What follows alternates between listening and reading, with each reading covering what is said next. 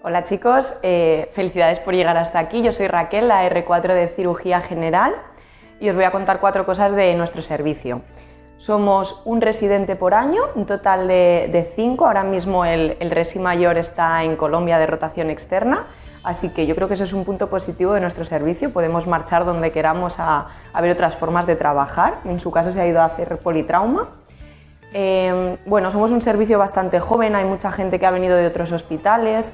Eso, bueno, pues da mucha variedad para ver un mismo paciente, pues formas muy diferentes de abordar el mismo problema.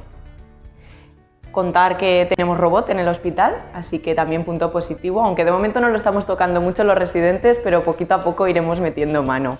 Vivimos en Tarragona, que es una ciudad que tiene playa, que tiene un muy buen clima.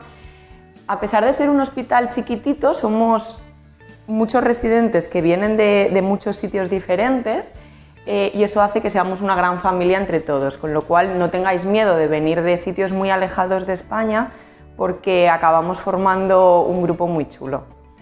Nos veremos un día, llamarnos por teléfono a cualquiera de nosotros y os explicaremos un poquito más cosas.